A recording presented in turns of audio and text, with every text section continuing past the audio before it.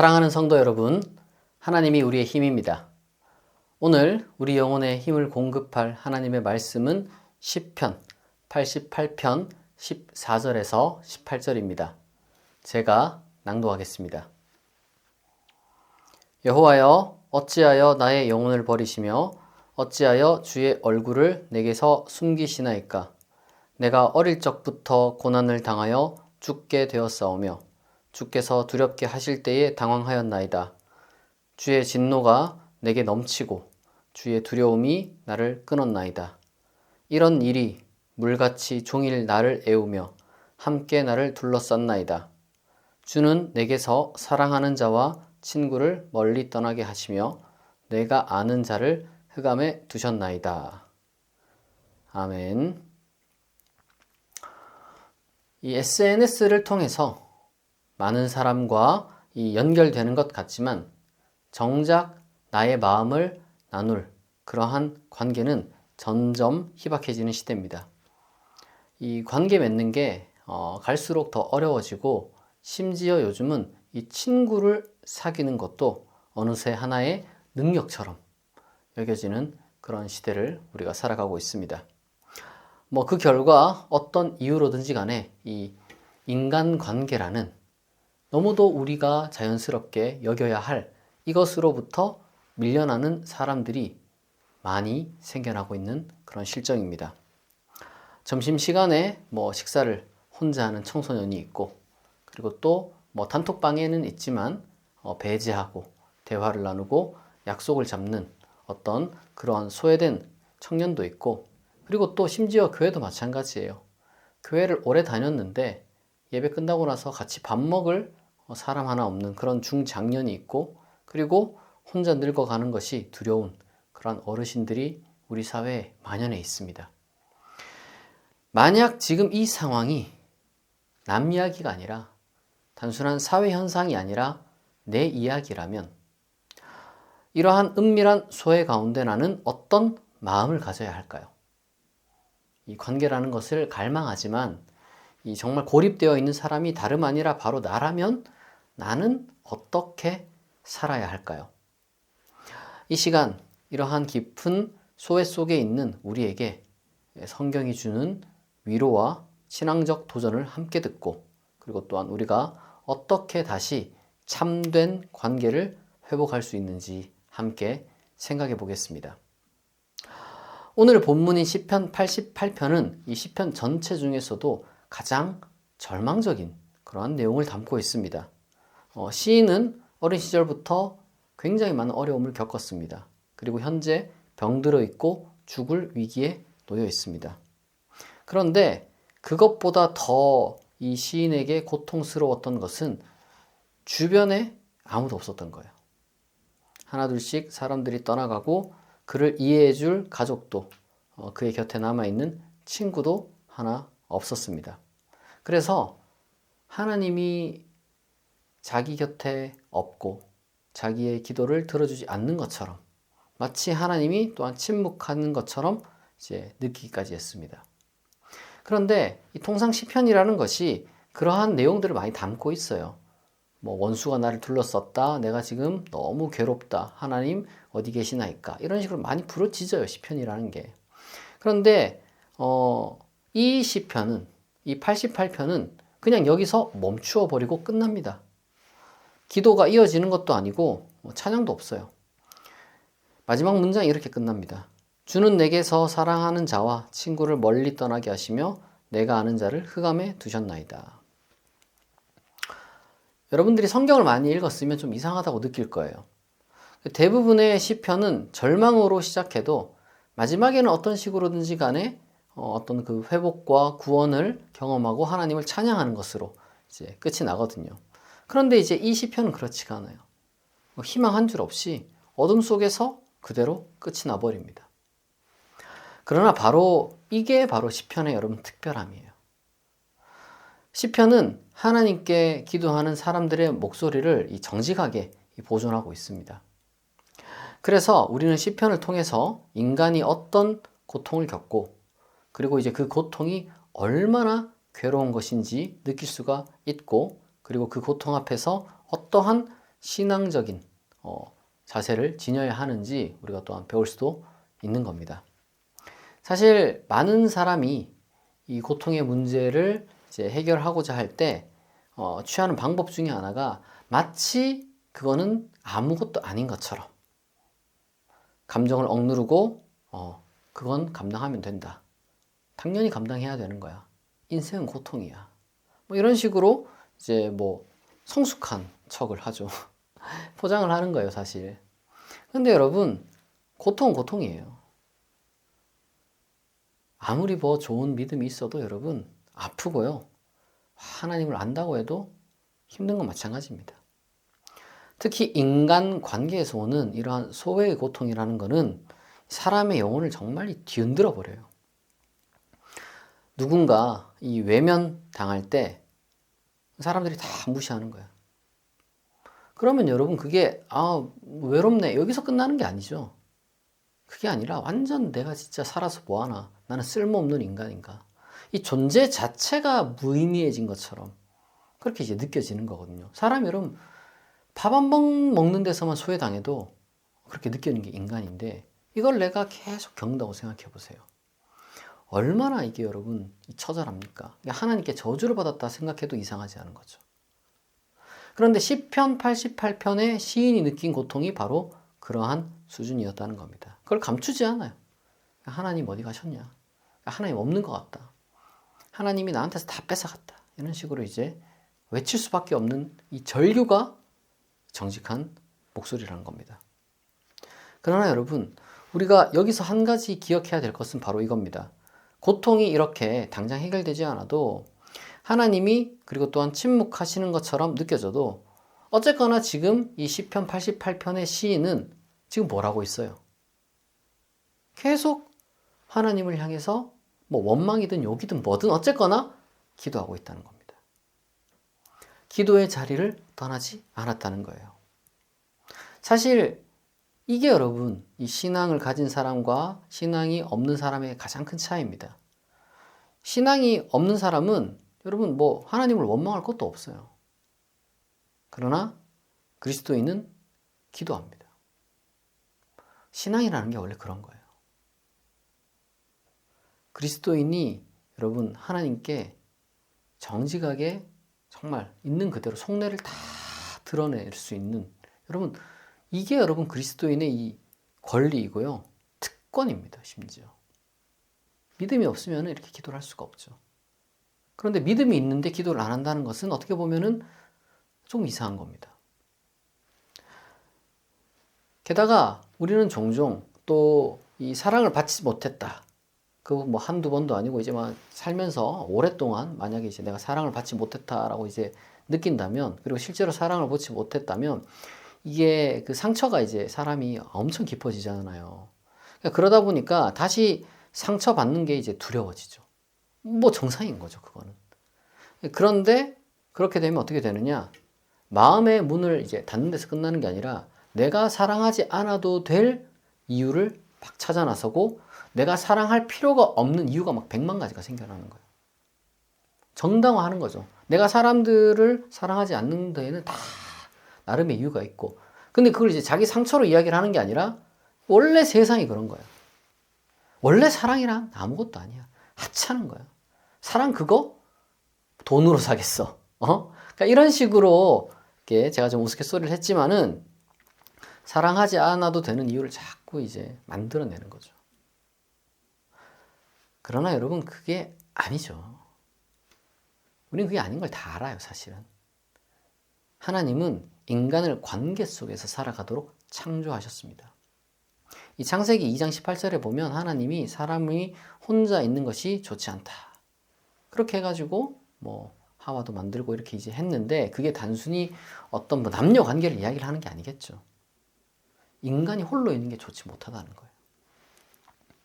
다시 말해서 인간은 사랑을 해야 하는 존재, 사랑을 할 수 있는 존재로 지어졌다는 거죠. 하나님께서 우리를 그렇게 사랑할 수 있는 존재로 지으셨기 때문에 여러분 반대로 근데 생각하면 이러한 이 사랑이 우리 가운데 없는 이 고통의 문제 역시 반드시 해결될 수 있는 길이 있다는 믿음을 여러분 가져야 됩니다. 왜냐하면 그게 하나님 뜻이거든요. 하나님의 뜻이 우리가 관계 속에서 살아가는 것이라면, 그런데 지금 내가 그러한 관계로부터 소외당했다면 하나님께 부르짖으면 당연히 하나님께서 길을 열어주실 거란 말이에요. 그게 여러분 그리스도인의 믿음인 거죠. 그게 여러분 신앙인 겁니다. 우리는 기도할 수 있고 또한 하나님께서 우리에게 그 예비한 길이 있다는 것을 또한 믿으니까 이 기도가 2배가 의미가 있게 되는 거죠. 그렇다면 우리는 어떻게 해야 그 태초에 하나님께서 우리를 향해서 바라셨던 그러한 이 관계의 삶을 회복할 수 있을까요? 저는 3가지 길이 있다고 생각합니다. 가장 먼저 하나님이 사랑하시는 나를 사랑하는 거예요. 하나님이 사랑하시는 나를 사랑하는 겁니다. 여러분, 나를 사랑하는 그게 정말 중요한데 우리 사회에 점점 나를 사랑할 수 있는 사람들이 많이 줄어들고 있어요. 그런데 여러분, 나를 사랑하라는 말에서는 이제 종종 이제 큰 오해가 이제 2가지가 있어요. 첫 번째는 자기 합리화의 오해입니다. 무슨 말이냐면, 나는 나를 사랑해. 그러니까 무조건 내가 지금 생각하고 내가 지금 말하고 내가 하는 행동이 다 옳아. 이게 이제 가장 큰 오해죠. 이 착각입니다. 자기 합리화의 오해예요. 여러분, 이거는 나를 사랑하는 게 아니라 그냥 나의 어떤 그 이기심을 이제 극대화하는 거죠. 이 자기 중심성에 가까운 겁니다. 여러분, 나를 사랑하라는 것이 무슨 나르시시즘에 빠지라는 얘기가 아니에요. 진짜 사랑은 나를 더 발전시키고 더 나은 사람으로 살아가게 하는 거예요. 하나님이 사랑하시는 존재로 나를 바라본다면 내 영혼과 몸을 이제 그냥 방치시켜 두진 않겠죠. 그런 의미에서 이 2번째 오해가 뭐냐? 바로 자기 방임의 오해라는 게 있습니다. 무슨 말이냐? 나는 이렇게 살아도 된다. 왜냐하면 이렇게 사는 것도 나의 개성이니까. 이게 여러분 굉장히 좋은 말 같지만 다른 한편으로는 어떻게 보면은 자기 포기에 가까운 겁니다. 나를 사랑하는 게 아니에요. 나를 포기하는 거지. 그러니까 전자는 내 멋대로 그냥 살아가는 거라면, 그냥 내가 이제 엉망진창으로 사는 걸 정당하는 거라면 이건 나를 포기해버리는 거예요. 둘 다 나를 사랑하는 게 아닙니다. 여러분, 진정한 자기 사랑은 나를 책임지는 거예요. 나의 건강을 지키고 나의 마음을 돌보고 그리고 내 신앙을 바로 세우는 것. 이런 것들이 바로 나를 사랑하는 겁니다. 여러분, 나를 사랑하는데 어떻게 나를 망가뜨릴 수가 있겠어요? 중독이라든지 게으름이라든지 무기력이라든지 어쨌거나 이제 그런 것들 속에 나 자신을 내버려 둔다는 것은 사랑이 아닙니다. 여러분, 그건 학대예요, 학대. 진짜 사랑은 하나님이 내게 주신 이 시간을, 이 생명을 아주 귀하게 여기고 그걸 잘 이렇게 발달시키는 사람입니다. 그리고 이제 2번째로 우리가 이제 이 회복을 함에 있어서 중요한 게 뭐냐? 내 마음을 막 갉아먹는 미움을 해소하는 거예요. 미움을 해소하는 거. 다른 사람을 막 미워하는 마음을 여러분 없애야 돼요. 물론 우리가 이제 살아가면서 우리가 인생 속에서 적이 생기는 거는 자연스러운 일입니다. 그게 엄청나게 큰 죄라거나 이제 이상한 일이 아니에요. 유별난 일이 아니에요. 누구나 여러분 사실은 살아가면서 이 적이 생기죠. 왜냐하면 개인도 완벽하지 않고 사회도 완벽하지 않기 때문입니다. 게다가 이 세상에는 분명히 악한 사람이 있고요. 분명히 부당한 일이 존재합니다. 그걸 우리가 부정하는 게 아니죠. 그러니까 우리가 이제 살아가면서 누군가를 적으로 느끼는 거는 절대로 이상한 일이 아니에요. 근데 문제는 뭐냐면은 우리의 마음이 온통 그 적에게, 그 미워하는 대상에게 내 마음이 다 뺏겨버릴 때 그게 문제가 되는 거예요. 여러분, 미움이라는 게 어떻게 보면 사실은 되게 정당해 보이거든요, 이것도. 왜냐하면 이러저러한 문제가 있기 때문에 내가 거기에 대해서 미워하는 것은 아주 정의로운 분노다. 이렇게 이제 우리가 우리 스스로를 정당화할 수가 있는데, 근데 사실 그게 우리 마음을 다 갉아먹는 거예요. 진짜 정의로운 분노라는 게 사실 그렇게 막 툭하면은 누군가를 이제 그냥 밉게 생각하는 그런 건 아니거든요. 정의로운 분노란 내 인생 전부, 내 생명까지 던져가지고 그 문제를 해결하려는 게 정당한 분노지, 그냥 이제 뭐 욕 좀 하고, 그냥 좀 기분 나빠하고 이런 건 여러분 정의로운 분노가 아니죠. 게다가 여러분 그러한 이 미움에 우리가 이제 묶여 있는 동안 우리는 이제 오히려 그 사람한테 이제 종속될 수밖에 없는 거예요. 그 상대방은 우리가 누군지도 몰라요. 관심도 없어. 근데 우리는 자꾸 그 안에 갇혀 있는 거예요. 그런데 여러분 로마서 12장 18절에 뭐라고 되어 있느냐? 할 수 있거든 너희로서는 모든 사람과 더불어 화목하라 이렇게 되어 있어요. 근데 이제 이 말이 우리가 지금 주변에 많은 사람들을 뭐 스쳐 지나가는 사람들까지 포함하면 굉장히 많은 이제 사람들이 우리 주변에 있지 않습니까? 그 모든 관계를 전부 다 그럼 억지로 다 좋게 만들어 가지고 그렇게 해야 되느냐? 그런 얘기가 아니에요. 그거는 이제 맥락을 약간 좀 벗어난 겁니다. 바울 시대에 이제 이 말인즉슨 사실상 적을 만들지 말라는 의미예요. 적을 만들지 말라. 언제 어느 때고 막 이렇게 전쟁이 일어날 수가 있는 그 상황 속에서 적을 만들지 말라는 얘기예요. 오늘날 사회가 참 이 적 만들기가 쉬운 사회가 됐어요.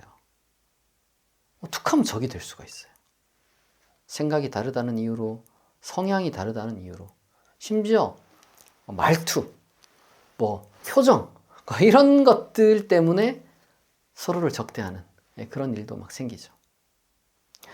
경쟁이 일상이 되고 이 관계도 사실 아까 말씀드렸던 것처럼 그냥 하나의 뭐 스펙이 되거나 아니면 이제 소비되는 이런 시대에 사람들은 너무 쉽게 서로를 네 편, 내 편 이렇게 이제 분류하죠. 그러나 여러분 너무 가볍습니다. 그리스도인은 그렇게 여러분 살아갈 수 없어요. 우리 안에 그런 미움이 있다면 우리는 그 미움을 그대로 두어서는 안 됩니다. 미움을 쉽게 여러분 만들지도 말고요. 혹시나 굉장히 심각한 미움이 있을지라도 심각하기 때문에 또한 그것을 그대로 두어서도 안 되는 겁니다. 미움이 쌓이면은 여러분 결국에는 이 우리의 그 마음의 그 자리들을 그 미움이 다 차지해 버려 가지고 사랑이 들어올 자리가 없어져요. 항상 뭔가 이제 사람들을 막 이렇게 좋은 면을 보기보다는 막 자꾸 나쁜 면만 보려고 하고, 사람들이 나한테 이렇게 다가와도 그냥 이렇게 좋은 의도로 이제 다가오는 것도 이렇게 이제 의심하고, 물론 우리가 이제 지혜롭게 이제 판단을 해야 되겠지만, 그러니까 우리는 어떤 지혜로운 판단과 그냥 나의 선입견적인 어떤 그 시선을 우리 이제 잘 구별해야 됩니다. 그러려면 사실은 우리의 마음에 불필요한 미움이 쌓이지 않아야 돼요. 미움을 없애는 게 쉬우냐? 어마어마하게 어렵죠. 그렇기 때문에 여러분 우리가 하나님 앞에 기도해야 되는 겁니다. 기도해야 되는 이유가 이런 데 있는 거예요. 우리의 마음을 미움으로 가득 찬 우리의 마음을 하나님 다스려 주옵소서 하고 여러분 기도해야 되는 거죠. 기도의 능력을 여러분들이 좀 믿으시기 바랍니다. 그리고 이제 세 번째 길이 뭐냐? 사랑을 실천하며 다시 연결되는 겁니다. 무슨 말이냐? 이제 내가 사랑해야지. 내가 먼저 사랑해야지. 그렇게 되는 거예요. 여러분 그럼 남을 사랑한다는 게 단순히 누군가에게 이제 호의를 베푸는 것, 그게 아니에요. 우리가 이제 지금 단계를 한번 생각해 봅시다. 먼저 내 안에 나 자신에 대한 존중과 사랑이 잘 자리를 잡아줘야겠죠. 이제 나를 사랑하는 거죠. 그리고 남에 대한 미움이 또한 사라져야 될 겁니다. 그리고 그 상태에서 우리가 다른 사람에게 나를 사랑하는 마음으로 다가가는 거예요. 사랑과 존중의 마음으로. 그러면은 우리가 회복할 수 있는 겁니다. 그것이 여러분 하나님의 뜻이고 하나님의 길이고 하나님의 방법입니다. 여기서 제가 꼭 말씀드리고 싶은 게 있는데 그게 뭐냐면은 우리는 모든 사람과 다 친구가 될 수는 없다는 걸 우리가 기억해야 돼요. 목사님 이 방법대로 하면은 모든 사람과 다 친구가 되고 어느 공동체에서든지 간에 뭐 인싸가 될 수 있으니까 이렇게 이제 여러분들이 생각할 수가 있는데 그렇지가 않아요. 우리는 모든 사람과 다 친한 친구가 될 수가 없고요. 그리고 모든 공동체에 자연스럽게 녹아드는 것도 불가능합니다. 그리고 또 모든 관계라는 게 또 변해요. 내가 이렇게 엄청 친했다가도 또 이제 어떤 공동체에 잘 녹아 있다가도 때로는 이제 인간이라는 존재가 그리고 어떤 사회라는 것이 이렇게 변할 수가 있다는 걸 우리가 이제 염두에 둬야 되는 거죠. 가까웠던 사람과도 여러분 멀어질 때가 있어요. 근데 그게 누가 잘못해서 그러느냐? 그게 아니라 그냥 그렇게 이제 변하는 거니까요. 사람도 변하고 사회도 변하니까요. 그러니까 아무 잘못이 없어도 이 관계가 조금씩 옅어지고 때로는 관계 밖으로 밀려날 때가 있습니다. 여러분들이 이 사실을 받아들이면 사실은 억지로 자신을 끼워 맞추려고 이제 하지 않게 됩니다. 잘못하면 이게 막 집착이 되고, 아주 그리고 또 불편한 관계를 더 이렇게 이제 막 만들어낼 수가 있거든요. 근데 그럴 필요가 없다는 거죠. 그러나 그렇다고 해서 그럼 스스로를 고립시킬 이유도 없다는 겁니다. 그냥 이제 어떤 사람들은 그냥 아무 이유 없이 정말 이건 이유가 없다고 얘기할 수밖에 없어요. 누구의 잘못이 아니란 얘기죠. 정확하게 말하자면. 그러니까 누구의 잘못 없이 누군가는 어떤 관계 속에서 조금씩 관계의 가장자리에 서게 됩니다. 뭐 대화의 자리에서 조용히 밀려나기도 하고요. 뭐 연락이 끊어지기도 하고 그리고 이제 다 같이 함께 있었던 것 같은데 어느 순간 꼭 그렇지만 않았다. 이런 순간을 느끼기도 합니다. 그럴 때 여러분 우리가 그것을 이게 누구 탓인가? 이렇게 찾으면 안 된다는 거예요. 이건 내 탓인가? 아니면 다른 누구 탓인가? 아니면 이게 뭔가 지금 잘못되었나? 이렇게 단정하지 않아야 됩니다. 원래 여러분 관계나 만남이라는 거는 굉장히 어려운 거고요. 그리고 때로는 그 어려움을 인정하는 것에서부터 우리 개개인에게 유의미한 참된 관계와 사랑이 시작될 수 있습니다. 이거를 인정하지 못하는 사람은 이게 참 관계 맺기가 2배는 어려울 수가 있어요. 그러나 이걸 인정하기 시작하면은 관계 맺기가 어렵다는 걸 인정하기 때문에 똑같이 어려워도 마음의 괴로움은 많이 이제 덜어지게 되는 거죠. 여러분, 하나님은 모든 사람에게 저마다의 관계를 예비하셨다는 것을 여러분 믿으시기 바랍니다. 스스로 포기하지 않는 이상 분명히 다시 연결될 길이 있습니다. 물론 우리는 때로 외로움과 고독의 시간을 지나야만 하는 것도 맞아요. 그걸 막 견디지 못하고 무조건 또 관계를 막 맺겠다고 이렇게 이제 할 필요는 없습니다. 그 시간은 이 어떤 이 결핍이나 모자람이 아니라 오히려 이제 성장이 또한 이제 시간이 될 수 있기 때문에 여러분들이 그 시간을 또 잘 활용을 해야 돼요. 홀로 서기를 해야 할 때가 있습니다.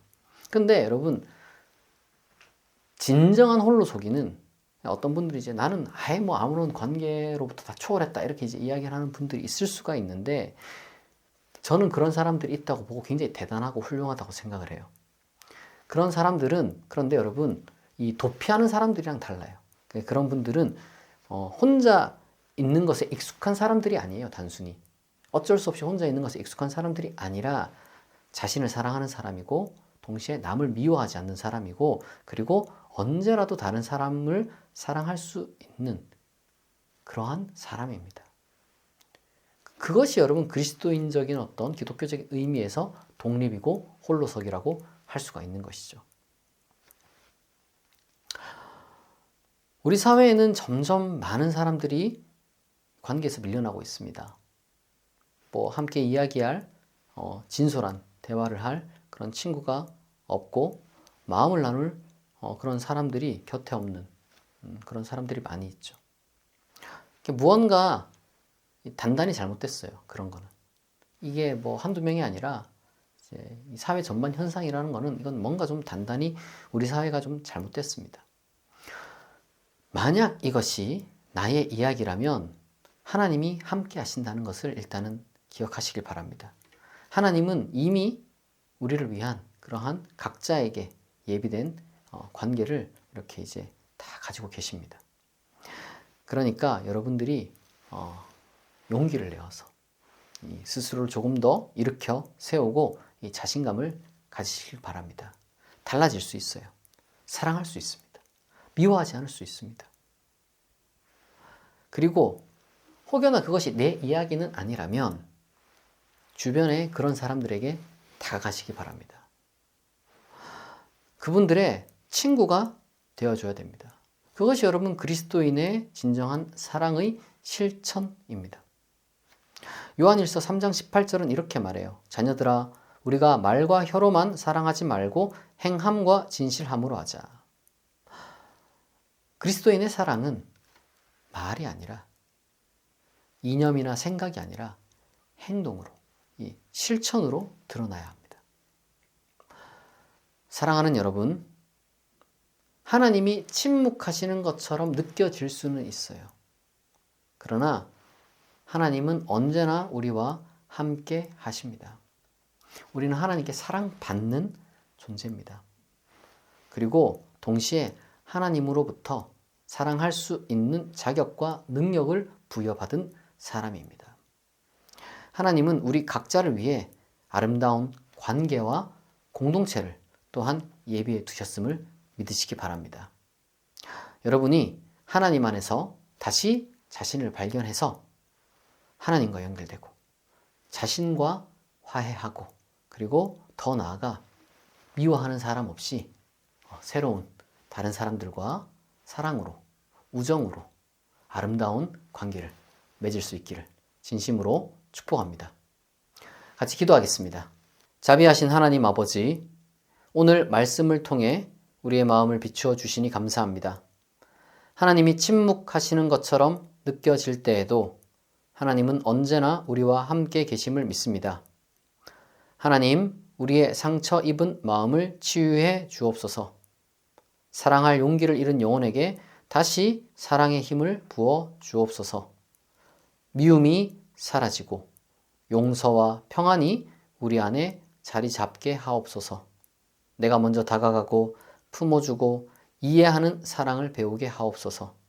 또한 외로운 이들의 곁에 우리가 머물게 하시고 그들의 친구가 되어 하나님의 사랑을 전하게 하옵소서. 우리가 선한 친구가 되고 좋은 관계를 맺으며 이 험한 세상 안에서도 사랑을 느끼며 살아가게 하실 줄 믿사오며 감사드리며 예수 그리스도의 이름으로 기도합니다. 아멘.